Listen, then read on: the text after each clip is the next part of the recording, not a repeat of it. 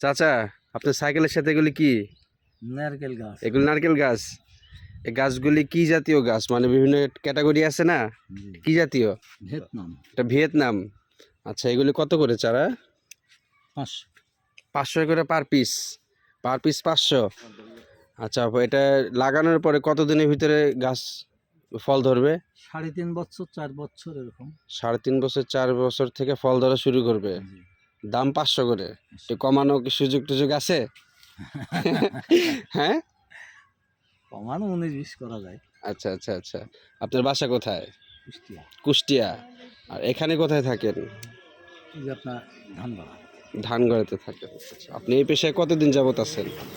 বহুদিন। 20 বছর? তা তো অবশ্যই। এখন এগুলি কোথায় নিয়ে যেতেছেন?